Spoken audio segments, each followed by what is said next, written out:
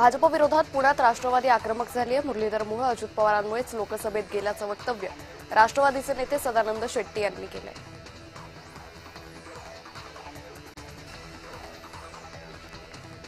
नागपुरातील प्रभाग 29 मधील महापालिकेची निवडणूक बिनविरोध करण्यासाठी भाजपनं ऑफर दिल्याचा गंभीर आरोप करण्यात आलाय। रामचंद्र गजबे या काँग्रेस उमेदवाराला भाजपनं 10 लाखांची ऑफर दिल्याचा आरोप आहे।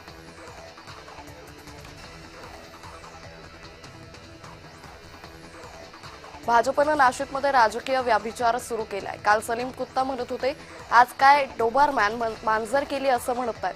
ठाकरेंचे नेते अरविंद सावंत यांनी सुधाकर बडगुजर यांच्या भाजप प्रवेशावर आणि उमेदवारी देण्यावरून टीका केली आहे। मनसेत पक्षप्रवेश झाला यावर यशवंत किल्लेदार यांची प्रतिक्रिया आली आहे। दादरमधील शिंदे गटाच्या कार्यकर्त्यांनी मनसेत प्रवेश केला। पदाधिकारी अल्फिस्टिन आंबेडकर नगरमधील कार्यकर्ते राज ठाकरे साहेबांच्या प्रेमापोटी ते मनसेत आलेत असं किल्लेदार यांनी म्हटलंय।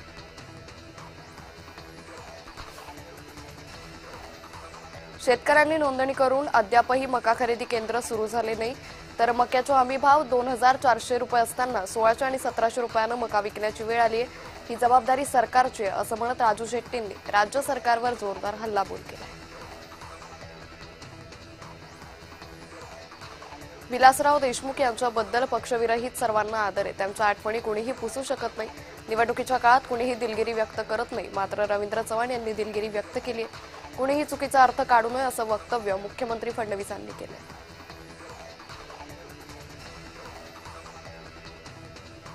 अजित पवारांनी वीर सावरकरांच्या विचाराला विरोध करण्याचं कारण नाही, त्यांनी तसं केल्याचं मला माहिती नाही। त्यांनी तसं केलं असेल तर आमची भूमिका पक्की, आम्हाला वीर सावरकरांचा विरोध मान्य नाही असं मुख्यमंत्री फडणवीस म्हणाले।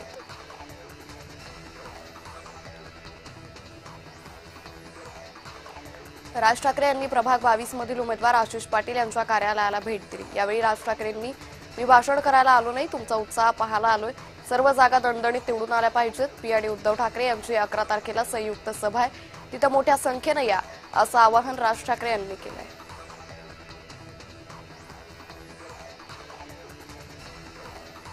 विरोधकांच्या बिनविरोध निवडीच्या आरोपावर फडणवीसांचा प्रहार आहे।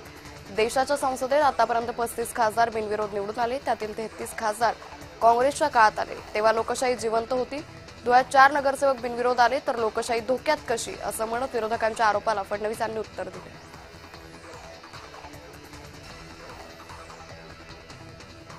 काँग्रेसच्या काळात 24 तासांपैकी केवळ 8 तास वीज मिळत होती, पण आज शहर असो की ग्रामीण भाग 24 तास वीज उपलब्ध आहे। काँग्रेसचे नेते सांगत होते की केंद्रातून आलेला 1 रुपया प्रत्यक्ष लाभार्थ्यांपर्यंत केवळ 15 पैसे पोहोचतो। याच भाजप सरकारमध्ये महाडीबीटीच्या माध्यमातून केंद्र सरकारनं पाठवलेला 1 रुपया जशाच तसा लाभार्थ्यांपर्यंत पोहोचतोय असं रवींद्र चव्हाण यांनी म्हटलंय।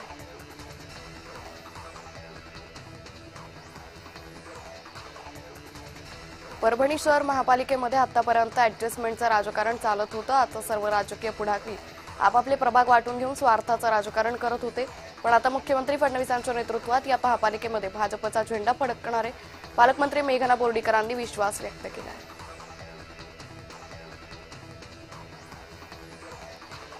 नवी मुंबईत उपमुख्यमंत्री एकनाथ शिंदे यांचा भव्य रोड शो झाला। ऐरोली विधानसभा क्षेत्रातल्या उमेदवारांसाठी शिंदेंची प्रचार फेरी होती।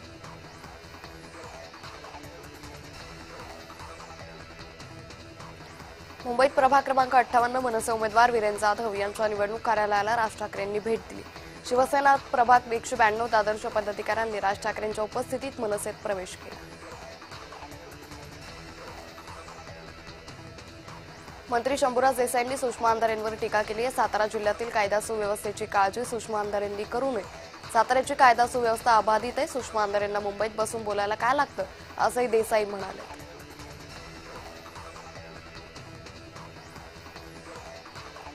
विधानसभा अध्यक्ष राहुल नार्वेकर यांनी पदाचा गैरवापर करत 22 उमेदवारांना निवडणूक अर्ज दाखल करू दिला नसल्याचा गंभीर आरोप हरिभाऊ राठोड यांनी केला होता। या प्रकरणी त्यांनी मुंबई उच्च न्यायालयात याचिका दाखल केली आहे। येत्या 4 दिवसात मुंबई उच्च न्यायालयात सुनावणी पार पडेल।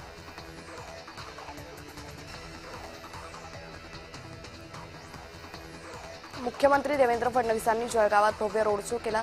मंत्री गिरीश महाजन, मंत्री सावकारे, मंत्री गुलाबराव पाटील यावेळी उपस्थित होते। असंख्य भाजप समर्थकांनी रोड शो साठी गर्दी केली होती।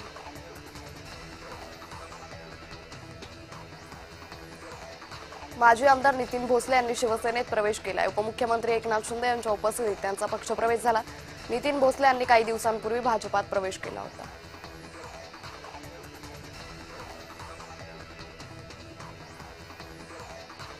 माजी नगरसेवक संतोष जुरी यांच्या भाजप प्रवेशानंतर मनसेला आणखी एक धक्का बसलाय। प्रवक्ते हेमंत कांबळे आणि सरचिटणीस राजा चौगुले यांनीही शिवसेनेत प्रवेश केलाय। पुण्यात अजित पवारांनी बैठकीत सगळ्या उमेदवारांना मार्गदर्शन केलं। शेवटच्या माणसापर्यंत पोहोचा, आपण केलेलं काम जनतेपर्यंत घेऊन जा, अजित पवारांनी कार्यकर्त्यांना सूचना दिल्या। मागच्या धुळे महापालिका निवडणुकीत पूर्ण बहुमत दिलं, त्यामुळे सर्व आश्वासनं पूर्ण केली। आज पुन्हा एकदा यावेळी 4 नगरसेवक बिनविरोध निवडून आले। काही लोकांना बिनविरोध नगरसेवक निवडून आले तर काहींना मिरची लागली। तुझको मिरची लगी तो मैं क्या करू असं म्हणत फडणवीसांनी विरोधकांना टोला लगावला।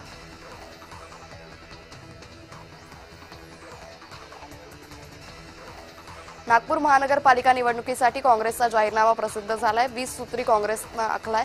500 चौरस फुटांपर्यंतच्या घरांसाठी मालमत्ता कर पूर्ण माफ करण्यापासून ते शहरात मोफत बस सेवा देणार अशी आश्वासनं देण्यात आली आहेत।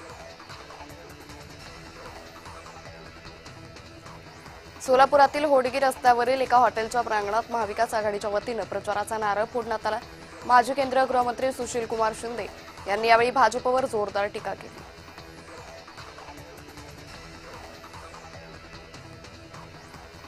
भाजपच्या भ्रष्टाचारावर अजित पवारांनी केलेल्या टीकेवर बोलताना महापालिकेत अजित पवार सत्तेत होते, आम्ही पानं पलटली तर अजित पवारांना बोलता येणार नाही अशा शब्दात बावनकुळेंनी अजित पवारांवर सडकून टीका केली।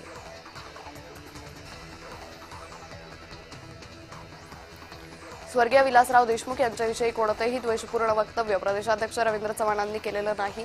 मात्र काँग्रेस पक्ष सहानुभूती मिळवण्यासाठी त्यांच्या वक्तव्याचा पराचा कावळा करून अनावश्यक गाजावाजा करतं अशी टीका भाजपचे प्रदेश प्रवक्ते राम कुलकर्णी यांनी केली।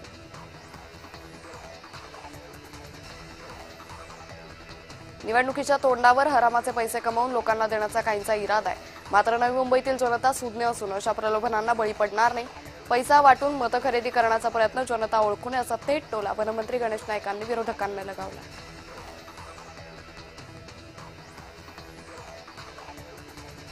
धुळ्यात एवढे पैसे दिले आणि देणार कारण मोदींनी पैसे दिले, शहराचा चेहरा बदलण्याचं काम केलंय। बेघर अतिक्रमित लोकांना 30 लाख घरं देणार, धुळे शहराला खानदेशाचं प्रवेशद्वार म्हणून प्रसिद्ध करायचंय। भगव्याचं राज्य आणण्यासाठी भाजपला मतदान करायचंय, भाजपला मतदान करा, पुढची चिंता आम्ही करू असं आश्वासन फडणवीसांनी धुळेकरांना दिलं।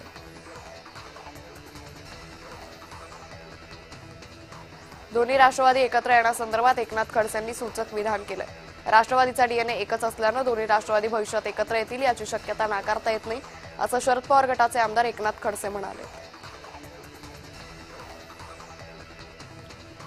माजी आरोग्यमंत्री आमदार तानाजी सावंत यांचा तुळजापूरचे आमदार राणा जगजितसिंह पाटील यांच्यावर हल्ला बोले। जुने भाजप, आरएसएस आणि शिवसेना यांचं रक्त एकच, आमचा वाद नव्यानं भाजपच्या मांडवात आलेल्या उंटासोबत असून त्यांच्या विचारात आणि रक्तात खोट असल्याचं ते उद्या संतांतर झालं तर उंट बेडूक होऊन दुसऱ्या पक्षात उडी मारतील असा टोला तानाजी सावंतांनी लगावला।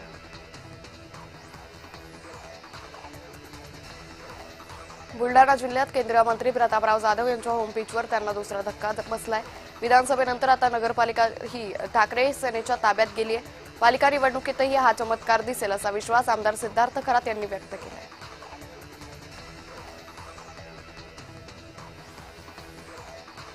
उद्धव ठाकरे जेवढा अभ्यासपूर्ण बोलतात तेवढं बावनकुळेंना बोलता येणार नाही असा टोला चंद्रकांत खैरे यांनी लगावलाय। त्यांना संघाचे लोक स्क्रिप्ट लिहून देतात ते वाचून दाखवतात असा टोलाही खैरेंनी लगावलाय। इतिहास सांगतो की आतापर्यंत देशात 34 खासदार आणि 298 आमदार बिनविरोध निवडून आले, त्यापैकी तब्बल 194 एकट्या काँग्रेसचे। मग काँग्रेसनं किती कोटी रुपये वाटले होते असा हल्लाबोल भाजप मुख्य प्रवक्ते केशव उपाध्याय यांनी महाविकास आघाडीवर टीका केली।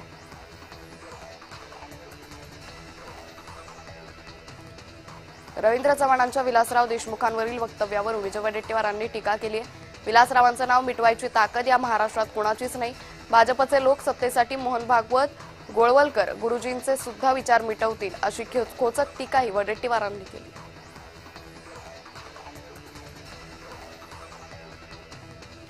युती होऊ नये, अमरावतीत एकमेकांच्या विरोधात उमेदवार उभे केले। युतीत कोणतीही पारदर्शकता राहिलेली नसून एकमेकांचे उमेदवार पाडण्यात दोन्ही पक्षातील नेते व्यस्त आहे। बरं झालं आम्ही त्या चिखलातून बाहेर पडलो, शिवसेना नेते अभिजित अडसूळ यांनी भाजप आणि युवा स्वाभिमान पक्षावर टीका केली.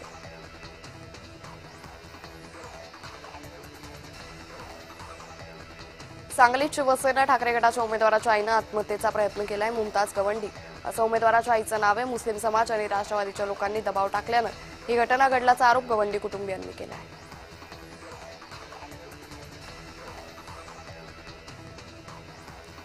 वर्ध्यात पालकमंत्री पंकज भोयर यांच्या वाढदिवसाच्या कार्यक्रमात गोंधळ झाला. कार्यक्रम सुरू असताना खुर्चीवरून भांडण झालं. कार्यक्रमाला अभिनेता गोविंदा उपस्थित होता.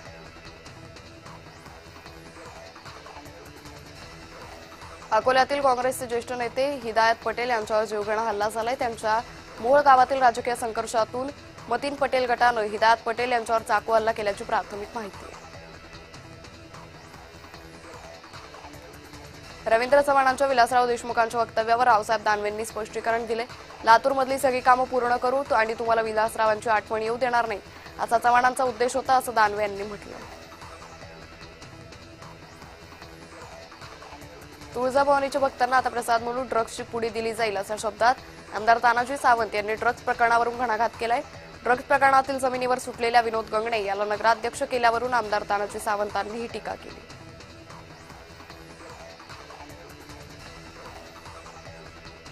सुजात आंबेडकरांनी केलेल्या टीकेला प्रणिती शिंदेंनी प्रत्युत्तर दिलं. प्रणिती शिंदे भाजपसाठीच काम करतात असं वक्तव्य सुजात आंबेडकरांनी केलं होतं. त्यावर मित्रपक्षांनी भान ठेवून बोलावं. भाजपमध्ये जायचं असतं तर केव्हाच गेले असते. माझ्या रक्तात काँग्रेस आहे असं प्रणिती शिंदे म्हणाले.